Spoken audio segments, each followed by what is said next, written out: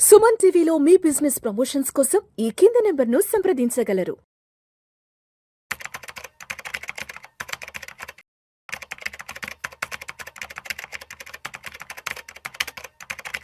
రామచంద్రమూర్తి గారు నమస్తే సార్. నమస్తే విష్ణు గారు.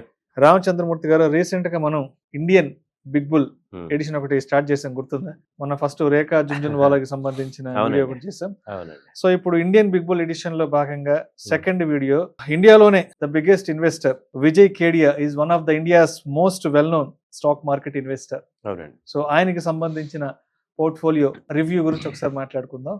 అంటే మామూలుగా మనం రాకేష్ జుంజున్వాలా ఉన్నప్పుడు ఫస్ట్ ఆయన గురించి మాట్లాడుకునే వాళ్ళం, బట్ రీసెంట్ టైమ్స్ లో విజయ్ కేడియాకి సంబంధించినటువంటి ఆర్టికల్స్ కూడా చాలా ప్రముఖంగా వస్తున్నాయి. కాబట్టి ఏంటి అసలు విజయ్ కేడియాకి సంబంధించినటువంటి ఇన్వెస్ట్మెంట్ పోర్ట్ఫోలియో డైవర్సిఫికేషన్ ఎలా ఉంటుంది, ఆయన స్టాక్ సెలెక్షన్ ఎలా ఉంటుంది, ఏంటి అసలు ఆయన స్ట్రాటజీ ఎలా ఉంటుంది, నేను పలానా కంపెనీలో ఇన్వెస్ట్ చేయాలి అన్నదానికి ఆయన విజన్ ఏంటి అసలు? మంచి క్వశ్చన్ అడిగారు సార్. యాక్చువల్‌గా విజయ్ కేడియా గురించి తెలుసుకోవటం కూడా చాలా అవసరం మనందరికీ కూడా.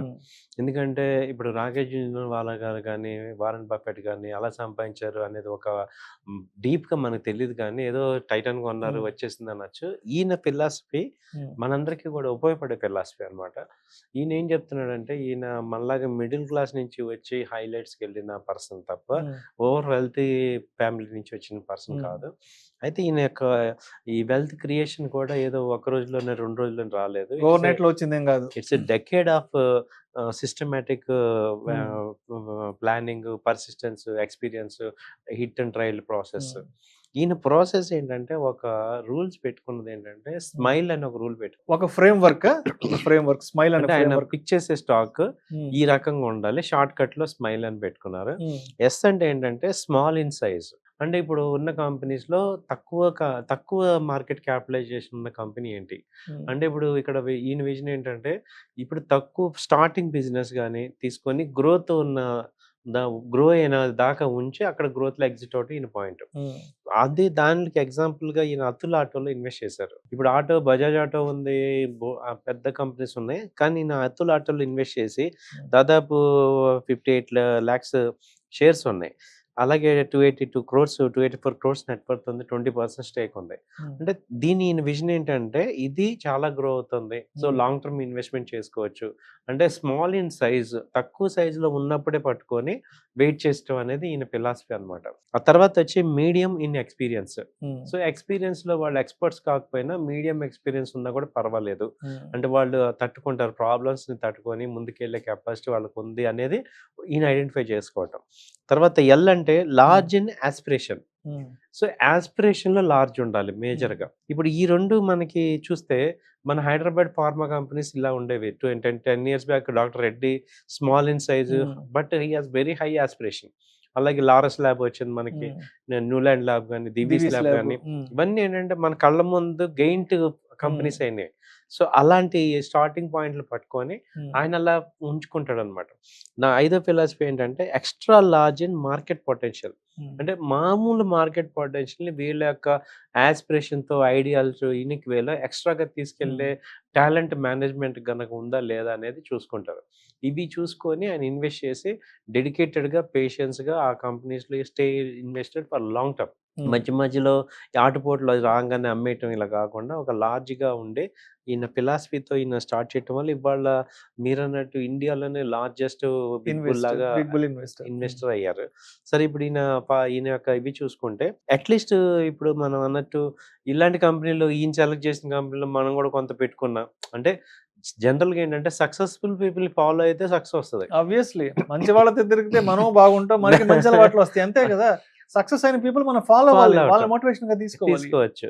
సో ఇందులో వాళ్ళు అందుకనే మీకు మనం ఇవి సక్సెస్ఫుల్ పీపుల్ తో మనం ఇవ్వటం వల్ల ఇలాంటి కంపెనీలో కూడా మీరు కూడా ఏమన్నా ప్లాన్ చేసుకోవడానికి ఒక గైడెన్స్ ఇస్తున్నట్టుగా మీరు తీసుకోవచ్చు. ఈయన అతుల్ ఆటో కొన్నారు సార్. ఈయన 20% స్టేక్ ఉంది. దాదాపు 282 క్రోర్స్, దాదాపు 284 కోట్లు. తర్వాత తీసుకుంటే న్యూలాండ్ ఫార్మా కంపెనీ. న్యూలాండ్ వచ్చి ఇందులో దాదాపు ఈయనకి 1,30,000 షేర్లు ఉన్నాయి. 1,30,000 షేర్లు న్యూలాండ్ కంపెనీ. అందులో 246 కోట్లు వర్త్ ఆల్మోస్ట్ 1% స్టేక్ దాంట్లో. స్టేక్ ఉంటుంది. మూడోది ఎలికాన్ ఇంజినీరింగ్, అదొచ్చి 2,25,000 షేర్స్ ఉన్నాయి.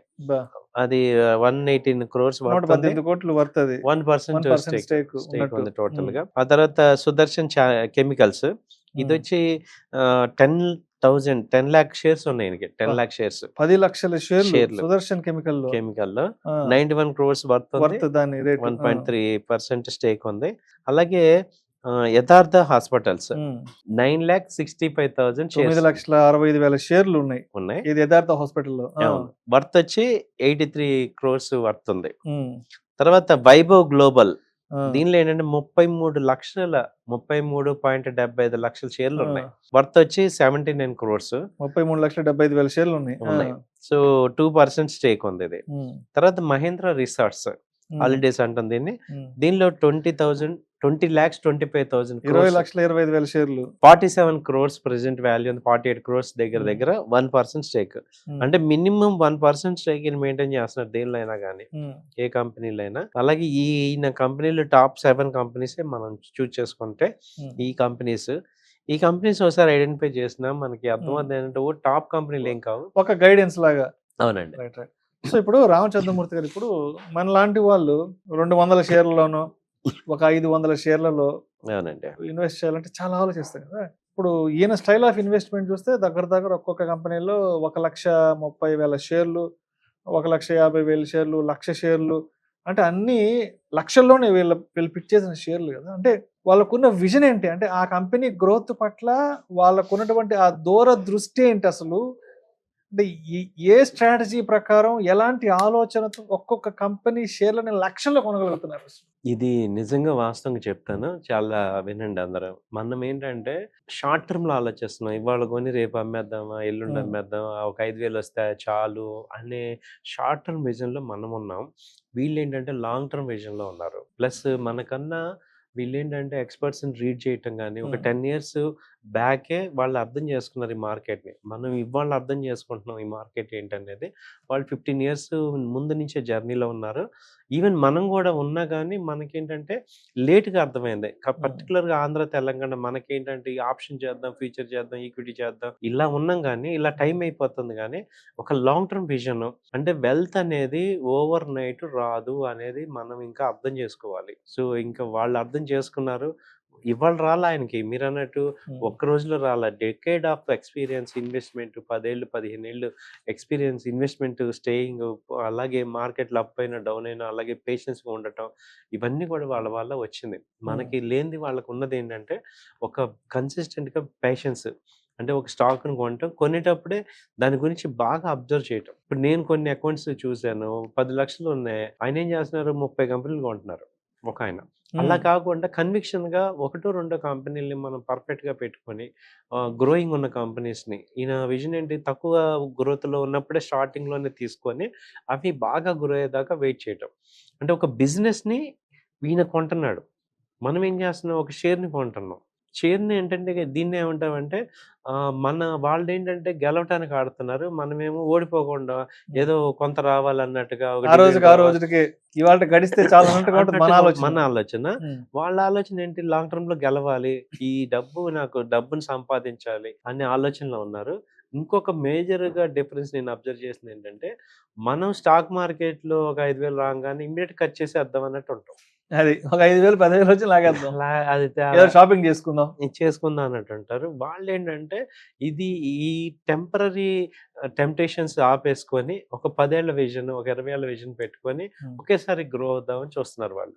సో డబ్బు ఉన్నప్పుడల్లా వాడు యాడ్ చేస్తున్నారు, అది కన్విక్షన్ అవుతుంది. అయితే ఒక్కసారి ఇప్పుడు మనం విజయ్ కేడియాకి సంబంధించిన, అంటే ఆయన ఇన్వెస్ట్మెంట్ చేసిన కంపెనీస్ ఒకసారి చూస్తే, అతుల్ ఆటో లిమిటెడ్ ఒకటి, తర్వాత Neuland laboratories, Elecon engineering, Sudarshan chemical, Yatharth hospital, Vaibhav global, Mahindra resorts.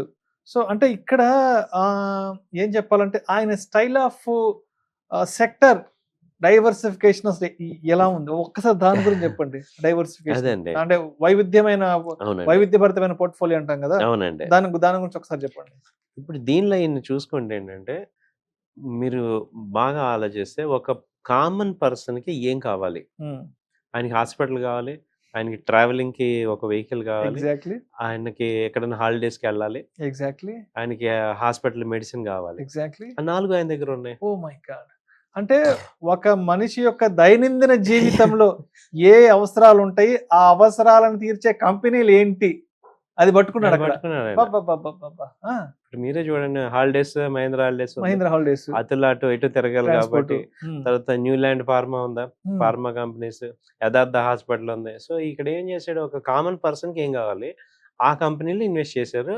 అవి లార్జ్ క్యాప్ కాకుండా మిడ్ క్యాప్ లో పెట్టుకున్నారు. దాంతో అవి ఏమవుతాయంటే తర్వాత అవి గ్రో అవుతాయి కాబట్టి అవి ఇటు గ్రో అవుతాయి, ఎందుకంటే కొంచెం మేనేజ్మెంట్ స్ట్రాంగ్ ఉండి.